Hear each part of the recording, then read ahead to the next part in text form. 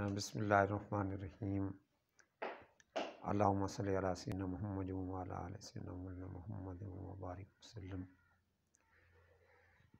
معزز سامعین، اقامت دین کے حوالے سے کہ اللہ کے دین کو قائم کرنا، اللہ کے دین کو کھڑا کرنا، اللہ کے دین کی اشاعت کرنا، اللہ کے دین کی دعوت دینا، یہ بیسک کام ہے اقامت دین کے معاملے میں۔ جیسا کہ آپ جانتے ہیں کہ دین اسلام ایک مکمل ضابطہ حیات ہے۔ کائنات کا واحد دین اسلام ہی ہے جو انسانی تمام کی تمام ضروریات کو مکمل کرتا ہے، جو اللہ کا بنایا ہوا دین ہے، جسے اللہ نے برملا کہا کہ میں نے تمہارے لیے دین اسلام کو پسند کیا ہے اور میں نے تمہارے لیے دین کو مکمل کیا ہے۔ تو اب جب ہمارے پاس دین مکمل بھی ہے اور اللہ تعالیٰ کا پسندیدہ بھی ہے اور اللہ رب العالمین کا یہ لاکھ لاکھ احسان ہے، اس نے ہمیں دین اسلام کی سمجھ بھی عطا فرمائی ہے، اور اس سے بھی بڑے سے بڑا جو اللہ کا احسان ہے، اس نے ہمیں کلمہ پڑھنے کی توفیق بھی عطا کی ہے کہ ہم بحیثیت مسلمان ہونے کے اب ہم پر یہ فرض ہے کہ اللہ کے اس دین کو، دین اسلام کو ہم مکمل طور پر اس کو قائم کر کے لوگوں کو اسی طرح ماڈل بنا کر ہم دکھلائیں کہ جیسا کہ خلفائے راشدین نے اس کو قائم کر کے آقا دو عالم صلی اللہ علیہ وسلم کی فرمانبرداری کرتے ہوئے اور آقا دو عالم صلی اللہ علیہ وسلم کی ذات مبارکہ کے نمونہ کو دیکھتے ہوئے اور آقا دو عالم صلی اللہ علیہ وسلم کی ایز امیر ریاست مدینہ کو دیکھتے ہوئے اس کو پوری کی پوری دنیا کے لیے ایک ایسا نظام قائم کر کے دکھایا جس کی تعریف آج اسلام کے مخالف بھی کرتے ہیں۔ معزز سامعین، آج مسلمانوں کے علاوہ دوسرے جتنے بھی مذاہب کے لوگ ہیں، چاہے ان کا عیسائیت سے تصور ہے، چاہے ان کا یہودیت سے تصور ہے، چاہے ان کا ہندو مذہب سے تعلق ہے، چاہے ان کا بدھ مذہب سے تعلق ہے یا کمیونسٹ ہیں، وہ پیاسے ہیں اس چیز کے کہ انہیں مٹھاس دین اسلام مل جائے۔ مجبوری یہ ہے کہ ہم اپنے اقتدار کے نشہ میں، ہم اپنی حکومتوں کے نشہ میں، ہم اپنی کاہلی اور سستی کے نشہ میں ہم پورے کے پورے دین اسلام میں داخل نہیں ہوتے۔ ہم اگر پورے کے پورے دین اسلام میں داخل ہو جائیں تو ہماری زندگی ایک نمونہ بنتی ہے، کیونکہ ہمارے لیے نمونہ جو ہے وہ آقا دو عالم صلی اللہ علیہ وسلم ہے۔ ہم نے ان کی زندگی مبارک سے سب کچھ لیا ہے۔ اگر ہم اللہ کے حکم کے مطابق اطاعت رسول میں آ جائیں اور اپنی زندگی کو بعین اسی طرح لے آئیں جس طرح اللہ رب العالمین ہمارے متعلق چاہتے ہیں،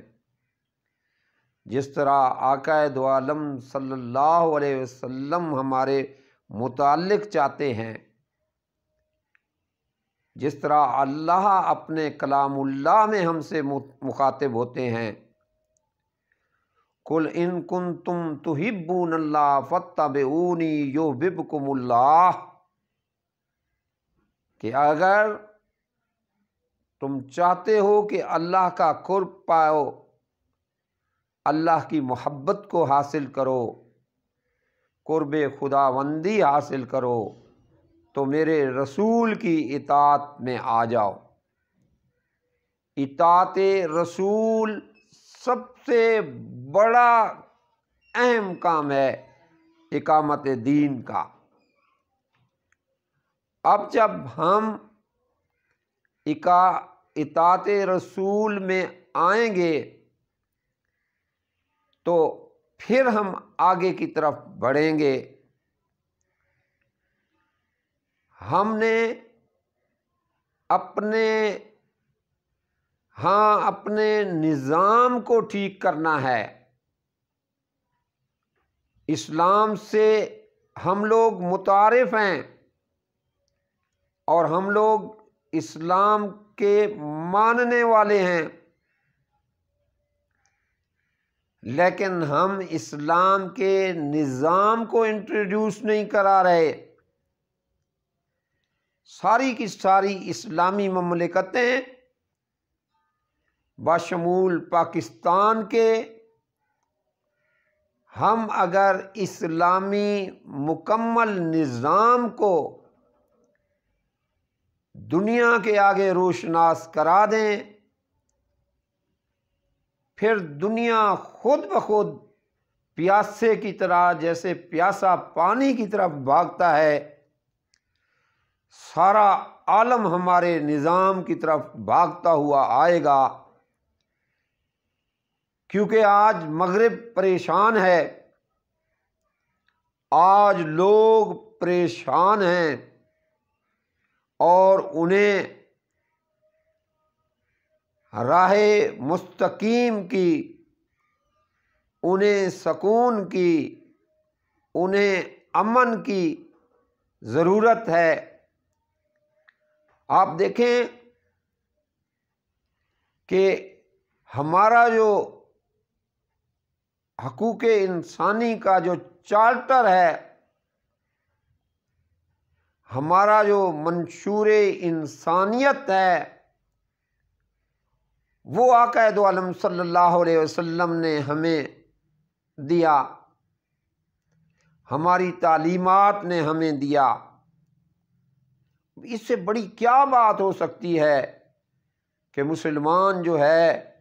اس کی ہاتھ اور زبان سے دوسرا محفوظ رہے۔ اب دیکھیں اس سے کیا بڑی بات ہو سکتی ہے کہ جب آپ کے ہاتھ سے، جب آپ کی زبان سے دوسرا محفوظ ہو اور آپ بذات خود مومن بن جائیں، آپ کی عملی تصویر جو ہو وہ اصلاح انسانیت کے لیے آ جائے، تو لوگ کیوں نہ آپ کے پاس آئیں گے۔ آج جو ہمارا المیہ ہے، ہم میں ہر بندہ اپنی حد تک اپنے فائدے کی سوچ رہا ہوتا ہے۔ آپ یہ نہ کریں کہ جی ہم نے تلوار کے زور پر، ہم نے لڑائی کے زور پر پورے کے پورے عالم میں نفاذ اسلام کرنا ہے۔ یہ بات آپ کے بس میں ہوتی نظر نہیں آتی، لیکن یہ تو آپ کر سکتے ہیں، یہ تو ہم کر سکتے ہیں کہ ہم سٹیپ بائی سٹیپ اپنے نظام کو چینج کرتے ہوئے، جیسے اسلام نے ایک بہترین خوبصورت ترین معاشی نظام دیا ہے، اور سود کی لعنت وہ لعنت ہے جس پہ اللہ کا فرمان ہے، اللہ کے رسول کا فرمان ہے، جسے لعنت قرار دیا گیا ہے۔ ہم اس سودی لعنتی نظام سے نکل کر ہم اپنے اپنے ممالک کے اندر پرامن طریقہ پر ایک جد و جہد کر سکتے ہیں، اور اسلامی ممالک میں ہم اکٹھے ہو کر اپنے ممالک کے اندر اپنی اپنی حکومتوں کو بذریعہ احتجاج پرامن طریقے پر ہم ان سے یہ کہہ سکتے ہیں کہ سود کے لعنتی نظام کو ہمارے ملک کے اندر ختم کیا جائے، سرمایہ دارانہ نظام کو ہمارے ملک کے اندر ختم کیا جائے، امیر اور غریب کے تفرقہ کو ہمارے سسٹم میں درست کیا جائے۔ یہ دیکھیں کہ آپ کے اس سسٹم کے درست کرنے پر دنیا والے خود بخود آپ سے رجوع کریں گے کہ آقا دو عالم صلی اللہ علیہ وسلم کے آخری خطبہ کو اقوام متحدہ اگر انسانی حقوق کا چارٹر بنا سکتی ہے، اگر سارے کے سارے ممالک انسانی حقوق کی بات کرتے ہوئے آقا دو عالم صلی اللہ علیہ وسلم کے خطبہ آخری خطبہ کو اپنا انسانیت کا چارٹر بناتی ہے، تو وہ کیوں نہیں بنائیں گے جب ہم انہیں ایک ماڈل معاشی تصور دے کر اور اپنے ملک میں معیشت کا نظام اسلام کے دیے ہوئے نظام کے تحت کر کے جب ہم اپنا نظام بنائیں گے تو ماڈل کے طور پر ہم اپنے اس نظام کو عمل کی حالت میں دوسرے ممالک والوں کو بتا بھی سکتے ہیں، دکھا بھی سکتے ہیں، اور کرۂ ارض پر کوئی ایسی معیشت نہیں ہے، کوئی ایسا نظام نہیں ہے جو اسلامی معاشی نظام سے بہتر ہو۔ یہاں پر ہمارے نظام کے اندر، ہماری معیشت کے اندر اجارہ داری کا خاتمہ ہوتا ہے، سود کا خاتمہ ہوتا ہے، استحصال کا خاتمہ ہوتا ہے، دولت جو ہے وہ چند ہاتھوں سے نکل کر وہ پوری انسانیت کی فلاح و بہبود پر خرچ ہوتی ہے، ہماری معیشت کا جو زکوٰۃ کا نظام ہے، اگر ہم صرف اور صرف زکوٰۃ کے نظام کو ہی درست کر لیں اور اس نظام کو درست کر کے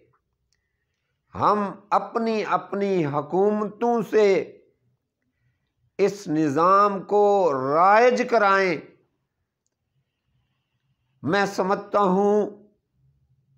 کہ ہمارے لیے ہماری معیشت جو ہے وہ چاند اور سورج کی طرح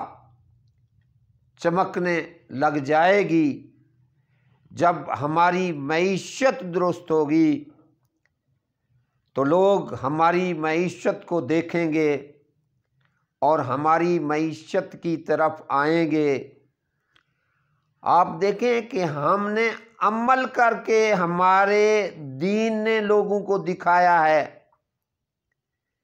آقا دو عالم صلی اللہ علیہ وسلم کا پیریڈ مبارکہ دیکھیں، خلفائے راشدین کا پیریڈ مبارکہ دیکھیں، وہ آج کے دور کی ہوس پرستی سے بچا ہوا دور کہلاتا ہے کہ سیدنا عمر فاروق رضی اللہ تعالیٰ عنہ کا فرمان مبارکہ کہ اگر میری ریاست کے اندر، میری مملکت کے اندر اگر کوئی کتا بھی بھوک سے مر گیا تو اس کا جواب دے میں ہوں۔ کہ معیشت کا سسٹم دیکھیں کہ خوشحالی کی انتہا یہ ہے کہ سیدنا عمر بن عبد العزیز کے دور میں لوگ زکوٰۃ لے کر اور آوازیں دے دے کر لوگوں کو پکارتے تھے کہ کوئی ہے جسے ہم زکوٰۃ کا مال دیں۔ تاریخ اس حقیقت کا اقرار کرتی ہے کہ اتنا بڑا خوشحالی کا دور تھا کہ کوئی بندہ ملنے پہ نہیں آتا تھا جس کو زکوٰۃ دی جا سکے۔ سبحان اللہ و بحمدہ، سبحان اللہ العظیم۔ یعنی خوشحالی اتنی زیادہ تھی کہ معاشرہ جو ہے وہ پرسکون ہو گیا، وہ خوشحالی سے ہمکنار ہو گیا۔ اور اسلامی معیشت کی خوبصورتی یہ تھی کہ جب بچہ پیدا ہوتا تھا تو اس کا وظیفہ مقرر ہو جاتا تھا اور خوشحالی کا دور ہو جاتا تھا۔ ہم یکمشت پورے کے پورے نفاذ اسلام کو پوری کی پوری دنیا میں اس وقت تک نہیں نافذ کر پائیں گے جب تک کہ ہم اپنے نظام کو چینج کرتے آئیں، تبدیل کرتے آئیں۔ ہر مملکت، ہر معاشرہ، ہر ملک معیشت پر چلتا ہے۔ معیشت خوشحال ہے، ملک کی ترقی خوشحال ہے۔ معیشت اگر خوشحال نہیں، ملک کی ترقی خوشحال نہیں۔ سود کی لعنت نے پوری کی پوری قوموں کو تباہی سے ہمکنار کر دیا ہے۔ ہم اقامت دین کا کام کرتے ہوئے، معاشی سسٹم کو آگے بڑھاتے ہوئے، اس کی اچھائی لاتے ہوئے، ہم اسلام کا معاشی نظام اپنے اوپر حاوی کر کے ہم سود کی لعنت سے چھٹکارا حاصل کر سکتے ہیں۔ جس وقت ہم اپنے معاشی سسٹم کو ٹھیک کریں گے، دنیا کفر بھی ہماری طرف سے رجوع کرے گا، اور پھر ہم ان سے بھی ان کا سسٹم معیشت کا ٹھیک کرا لیں گے۔ جب معیشت کا سسٹم ٹھیک ہوگا، پھر اس سے آگے ہم اپنے ازدواجی سسٹم